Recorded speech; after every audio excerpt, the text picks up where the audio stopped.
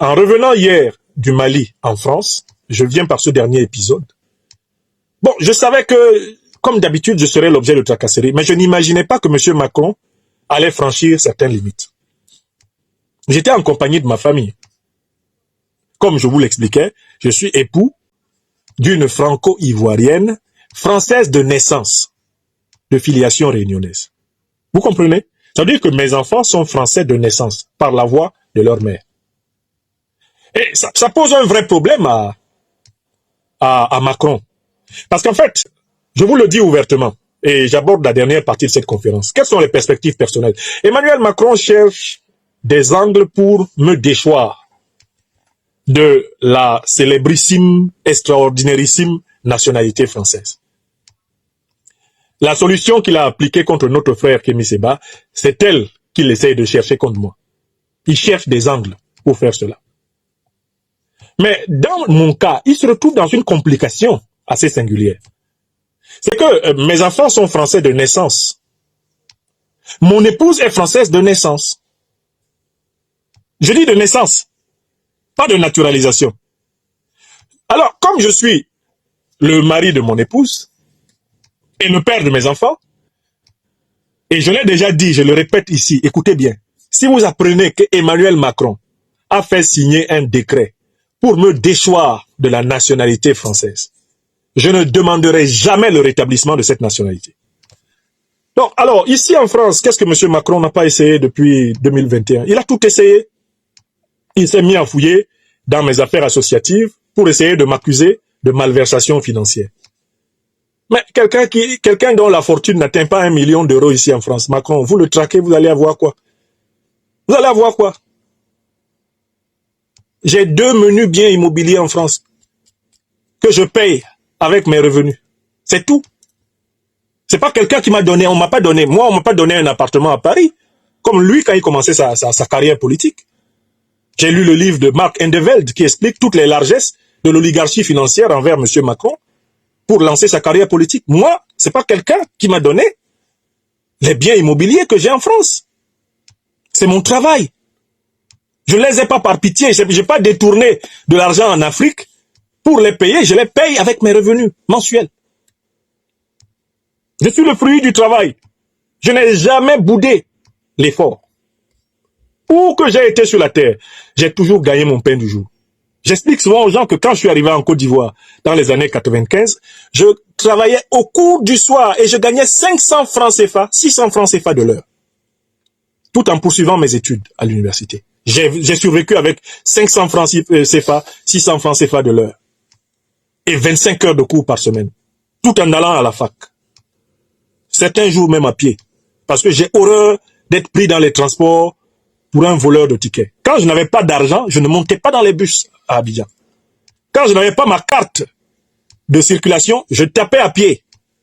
Du campus de Cocody à Abobo Avocatier. Je maîtrise tous les raccourcis.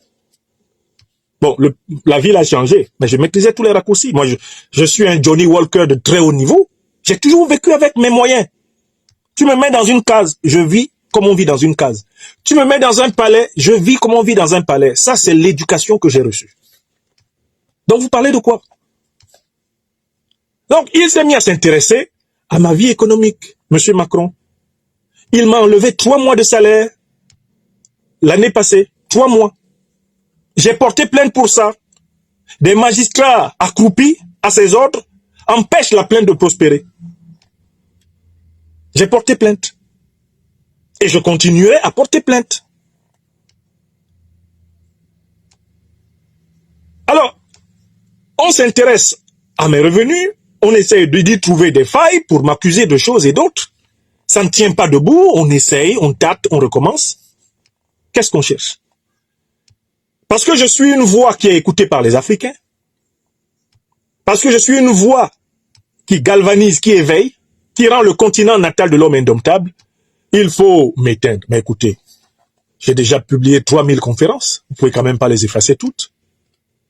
Elles sont stockées, elles existeront toujours. Si vous ne les gardez pas dans les réseaux que vous contrôlez, elles seront diffusées dans les réseaux que vous ne contrôlez pas. J'ai produit plus de 30 livres, mais ils existent. Et il est probable qu'ils vont me survivre. Vous ne pourrez pas les effacer tous. Moi, j'ai écrit plus de livres que M. Macron. Oui, c'est vrai, j'ai donné même plus de conférences, d'éveil et de libération que lui. Au bilan intellectuel, je ne pâlis pas devant lui. J'ai une plus grande production intellectuelle que M. Emmanuel Macron. Et au service de l'émancipation des peuples, je suis en avance. Je suis plus utile à l'humanité que lui. Le peuple français se plaint de lui, les peuples africains se plaignent de lui. Moi, les peuples africains me soutiennent et le peuple français me découvre. Voilà la vérité. Donc, il tourne depuis lors autour de moi comme un vautour, essayant de voir à quel moment me frapper, me détruire, parce que cela lui permettrait de contrôler l'opinion africaine dans sa guerre informationnelle, et cela lui permettrait de poursuivre les plans qu'ils ont de tenter de recoloniser l'Afrique par tous les moyens possibles, en imposant des dirigeants indignes à la tête des pays africains. C'est ce qu'il est en train de faire. Ils ont envoyé des journalistes ici pour m'interviewer, France 24 et RFI. Comme je n'ai rien à cacher, parce que je ne mène aucune activité qui soit une activité dangereuse pour mes concitoyens d'adoption de France, je ne suis pas un terroriste. Je suis un défenseur de l'émancipation africaine, c'est tout. Je les ai laissés venir ici. Ils étaient très surpris de voir la modestie de l'espace dans lequel je vis. Peut-être qu'ils s'attendaient à entrer dans un palais rempli d'or. Ils sont arrivés dans une maison remplie de livres. Il y a des livres partout. N'eût été la contrainte même du partage de l'espace avec ma famille, il y aurait des livres partout, il n'y aurait que des livres ici. Mais je ne peux pas envahir l'espace de vie des miens. Mais ils ont trouvé une maison remplie de livres. Déjà, ils étaient choqués. Ah, vous vivez parmi ces choses-là? Oui. Ici, là, le savoir règne. La connaissance règne. On apprend toujours. Personne ne s'ennuie dans ma maison. Aucun de mes enfants ne peut se lever et dire, je ne sais quoi faire. Je lui dis juste, regarde autour de toi. Ici, là, tu ne peux pas ne pas savoir quoi faire. Tu as trop à faire.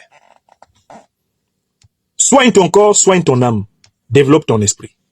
Prépare-toi à affronter ta vie. Il y a tout ce qu'il faut ici pour ça.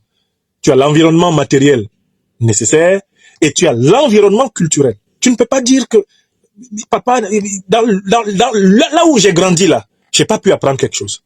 C'est pas possible ici. C'est tout. Ils arrivent là, ils font 3 heures de temps avec moi. Ils essaient de faire promener leur caméra partout. Mais moi, j'avais aussi préparé la maison pour qu'ils promènent leur caméra. Pendant que eux, ils promenaient leur caméra, mes caméras aussi les voyaient. Ou bien, c'est pas chez moi ici. Tu viens avec tes micros dans ma maison. Mais est-ce que j'ai pas le droit d'avoir des micros chez moi? Ils commencent, ils posent toutes sortes de questions, ils tournent, ils montent, ils descendent. Ils avaient en fait une seule question pour laquelle on les avait envoyés. Les journalistes de RFI et de France 24, ils étaient venus avec une seule question. Vous savez la question qu'ils m'ont posée? J'ai enregistré la question, hein. Elle est disponible sur ma page YouTube. J'ai la vidéo. Je les ai enregistrés. Voici la question pour laquelle M. Macron les a envoyés chez moi. Écoutez bien, et que nul n'oublie mon témoignage.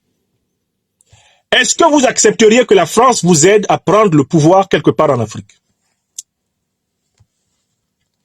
Je recommence une deuxième fois la question pour laquelle ils se sont déplacés chez moi ici. Est-ce que vous accepteriez que la France vous aide à prendre quelque part le pouvoir en Afrique? Ça, c'est une deuxième fois.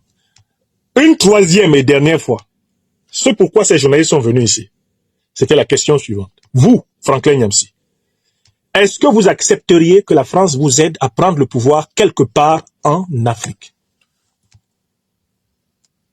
Ça s'appelle une proposition indécente, proposition diabolique. J'ai répondu, et comme je savais que c'était enregistré et que j'allais mettre ça à votre disposition, j'ai répondu très vite et très bien. Il est hors de question que je participe à quoi que ce soit consistant à choisir les leaders africains, les dirigeants africains de l'extérieur. Seuls les peuples africains ont le droit de choisir leurs dirigeants. Je ne participerai à aucune opération de cette nature. Astaghfirullah, job vrai de Dieu. Quand j'ai dit ça, j'ai vu le visage de mes deux interlocuteurs pâlir, s'assombrir, s'affadir. Leur visage s'affala et ça fait ça. le but de la mission n'était pas atteint. Ils n'avaient pas obtenu ma capitulation. Jusqu'à ce jour, ils n'ont jamais publié la totalité de l'interview. Parce que dans l'interview, je leur ai donné une leçon de décolonisation. Pendant 1h55, je leur ai donné une leçon de décolonisation. Ils ont avancé toutes les objections que les Français les plus cultivés, mais en même temps, les néocolonialistes et impérialistes les plus déguisés, les plus hypocrites de ce pays. Toutes les objections qu'ils sont habitués à opposer aux Africains. Ils me les ont opposées, je les ai cassées en 1000 morceaux et je leur ai rendu le confetti. Intellectuellement et méthodiquement. Tous les sujets qui fâchent entre la France et l'Afrique, ils les ont évoqués et j'ai répondu calmement en utilisant des arguments et des faits.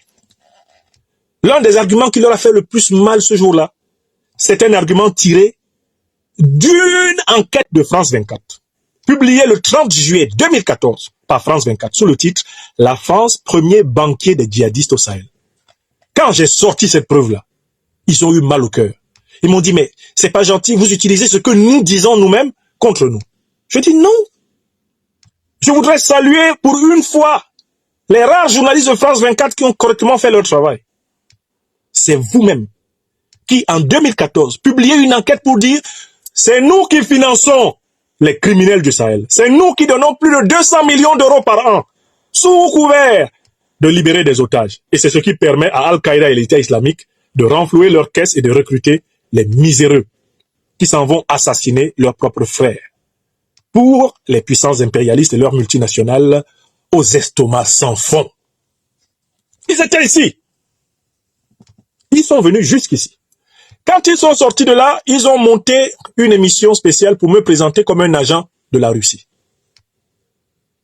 Moi, Kémy Séba, Nathalie Yambi nous ont alignés dans un reportage. On est des agents de la Russie. Seigneur, je me pose la question. Quelqu'un qui depuis plus de 25 ans produit une œuvre anticolonialiste, produit une œuvre d'émancipation des Africains. Vous pouvez tracer mon œuvre. Vous pouvez tracer mes vidéos. À quel moment j'ai même parlé de la Russie? À quel moment j'ai parlé de la Russie dans mon œuvre? Mais quand la Russie, changeant sa politique africaine, a repris langue avec les mouvements souverainistes africains. C'est là où j'ai parlé de la Russie parce que elle est redevenue un acteur majeur de la géopolitique africaine. Mais ils ont accès à tous mes ordinateurs. Tous mes téléphones qui sont ici en France sont sur écoute. Avec leur Pegasus, ils entrent dans notre Telegram, ils entrent dans notre WhatsApp, ils entrent dans nos iPhones, ils entrent dans tout. Ils entrent dans toutes les machines que je peux avoir dans ce bureau.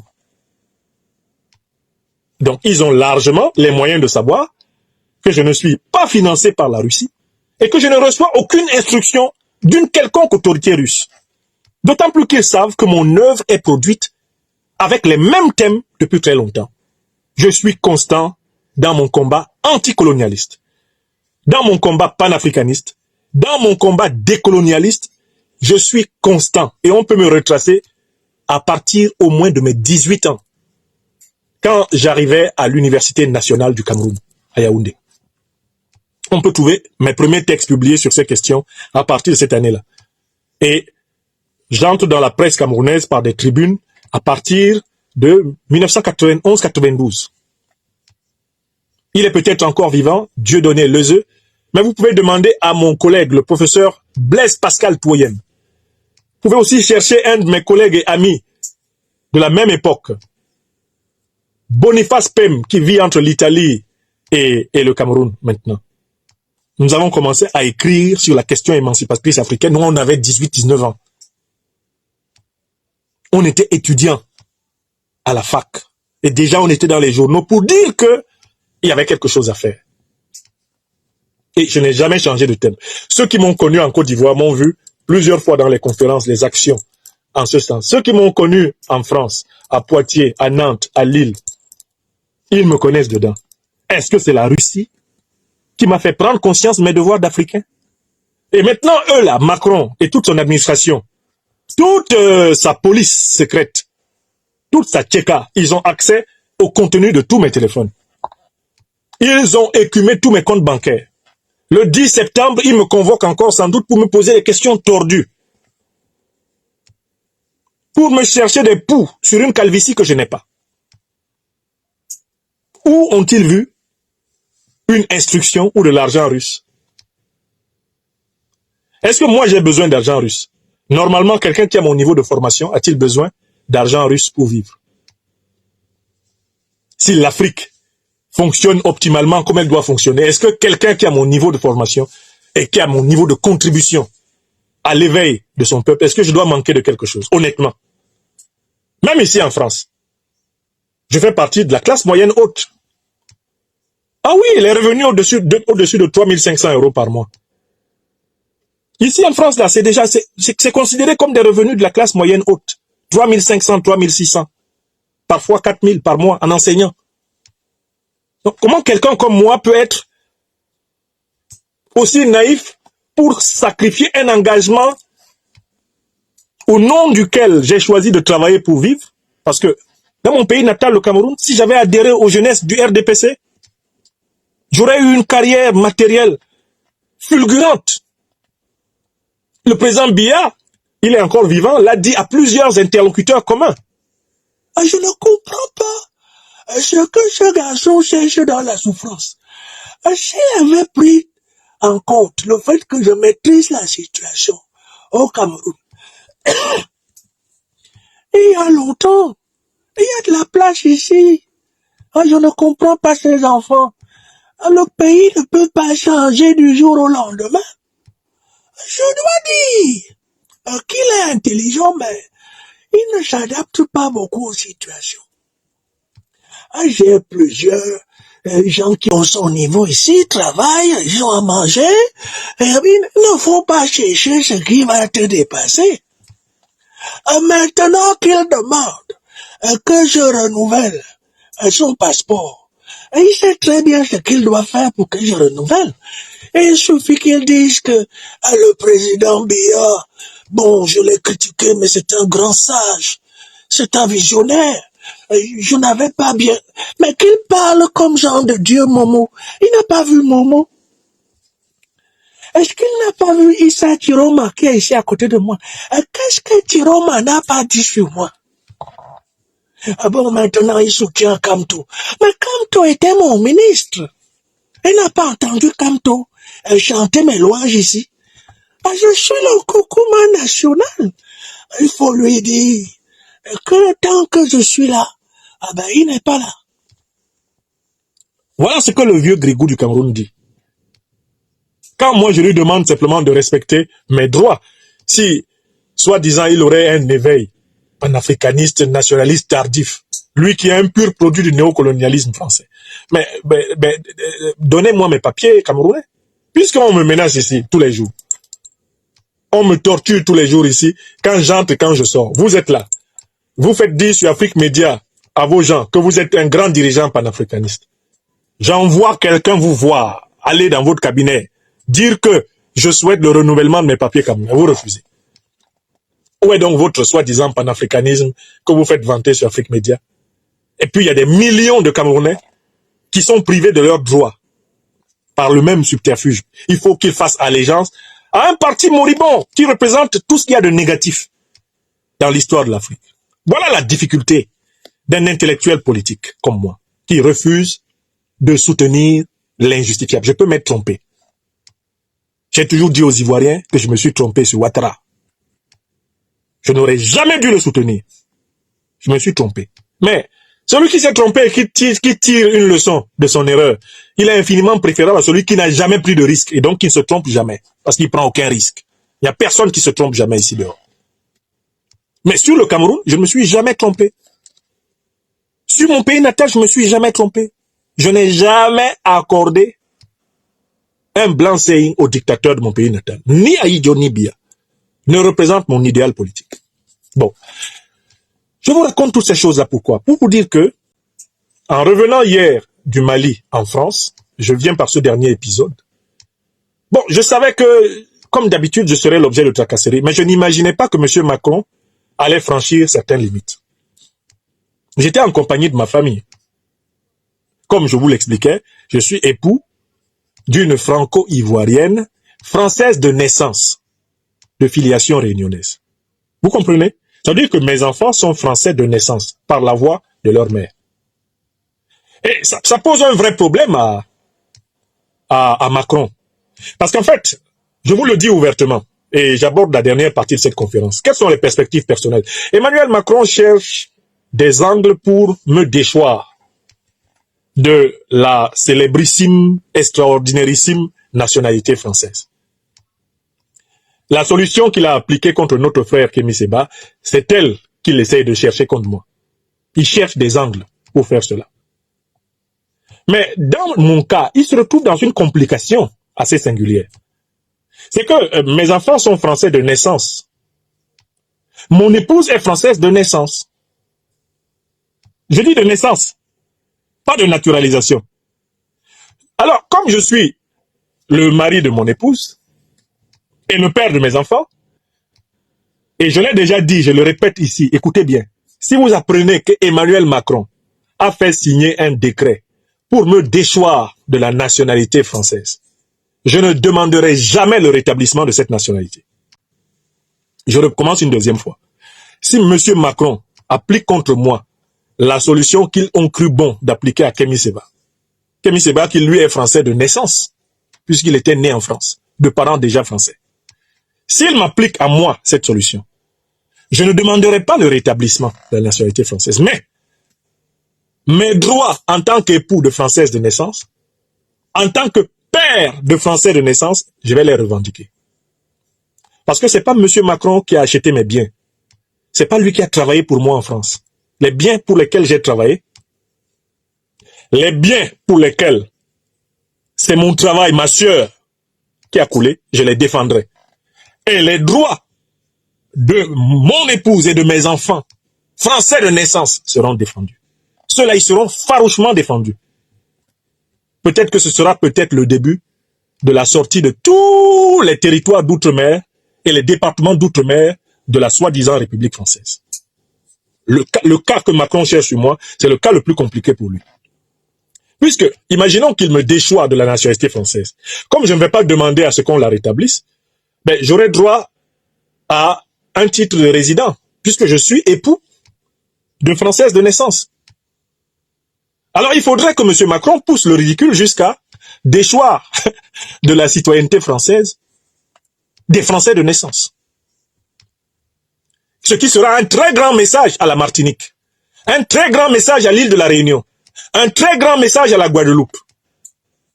Parce que ça voudra dire que tous les Martiniquais, tous les Guadeloupéens, tous les Réunionnais peuvent être déchus de la nationalité française du jour au lendemain. Est-ce par moi que Macron va ouvrir cette boîte de Pandore? C'est son problème. Donc écrivez bien que j'ai dit. Moi, je n'ai pas demandé à être déchu de la nationalité française. Si Macron mène la procédure, je ne ferai pas de contre-procédure pour être rétabli. Par contre, il lui appartiendra de me donner un titre de résident. Parce que comme je suis époux d'une Française et de père d'enfants de naissance française, il ne peut pas me séparer de ma femme et de mes enfants. Il me donnera donc une carte de résident, un titre de résident, peu importe lequel. J'aurai le droit d'entrée et de sortie de France, puisque je suis père d'enfants français et époux de Français de naissance. Ça se passera comme ça. J'aurai le droit d'aller et de venir. Ou alors, ça va être la boîte de Pandore, parce que à ce moment-là, on va devoir montrer à Emmanuel Macron que l'Afrique est plus puissante que ce qu'il pense. Bon, sur ce sujet-là qui a été débattu, je vois les petits voyous de Sonko et de Diomaye qui se promènent sur les réseaux sociaux, etc. Moi, j'ai été très utile positivement au peuple français depuis que je suis citoyen français. Je suis enseignant ici, j'ai formé de 2003 à ce jour, pendant plus de 21 ans, j'ai formé combien de générations? De 2003 à maintenant, ça fait pratiquement 19 ans à 20 ans, j'ai formé combien de générations? D'élèves et d'étudiants, de la classe terminale des lycées à la 4e année des universités. J'ai formé combien de générations? Vous pensez que les jeunes Françaises et Français qui m'ont eu comme professeur de philosophie, ils me crachent à la figure? Vous pensez qu'ils sont contents de ce qu'ils entendent M. Macron dire de moi? Vous pensez que j'ai eu un seul élève? J'en ai pas un seul qui puisse me présenter tel que M. Macron essaie de me présenter. J'ai formé, je forme, j'ai transmis de la connaissance de la dignité, de l'excellence aux jeunes Français. Donc, si la récompense pour cela, de la part de l'autocrate Macron en pleine dérive, c'est de signer un décret pour me déchoir de la nationalité française, comme je ne veux pas demander à Macron un service, je ne demanderai pas qu'elle soit rétablie, mais je n'accepterai pas que mes droits acquis soient piétinés. Ça ne se passera pas comme ça. Vous comprenez? Voilà. Je défendrai les droits des miens. Monsieur Macron pourra, s'il le veut, partir avec la nationalité qui garantit l'entrée au ciel. C'est son problème, mais je poursuivrai mon engagement. Et si monsieur Macron pense que par là, il me rendrait pauvre et misérable, je me permets de lui dire qu'il se trompe. Comme le dit souvent mon leader ivoirien, Guillaume Soro, quelquefois le chemin que vous prenez pour échapper à votre destin est celui par lequel vous l'accomplissez le mieux. Donc voilà un peu ce chapitre. Le 10 septembre 2023, à l'hôtel de police de Rouen, avec mes avocats, avec mes compagnons de lutte, nous nous rendrons à cette énième convocation qui n'est rien d'autre qu'une succession de persécutions organisées par M. Emmanuel Macron contre moi. Vous serez informés en mondovision et en direct de toutes les actions menées par M. Macron contre moi. Et vous, peuple africain, des diasporas et du continent, vous êtes mon soutien. Vous êtes ma base. Donc, vous suivrez en mondovision, eh bien, le duel, l'épreuve, la torture, la persécution que M. Macron m'impose, et vous agirez en conséquence. Vous suivrez en mondovision la persécution, la torture que M. Macron m'impose, et vous agirez en conséquence. Où que vous soyez, en Afrique, en Europe, en Asie, en Amérique, je vous laisse face à votre conscience. Si c'est pour nous que je me bats, vous ne me laisserez pas seul. Et je ne suis pas seul. Et de toutes les façons, vous savez très bien qu'on me retrouvera toujours à la bataille de la vérité, de la justice et de la solidarité des Africains. C'est ainsi qu'il sera dit de moi. C'est quelqu'un qui aimait son peuple, c'est quelqu'un qui aimait la vérité, la justice, et qui les a servis avec énergie. Alors, c'est pas maintenant à 52 ans, après plus de 30 ans d'un engagement actif, que je vais cracher sur mes pompes. Non. Je continue. Car je n'ai rien fait de mal à personne. Je n'ai fait que ce qui est juste. Alors, quelles sont les perspectives? À très court terme, l'Afrique de l'Ouest, et c'est la dernière partie de cette conversation. Maintenant, c'est à vous. Réagissez en commentaire, partagez vos réflexions et vos idées.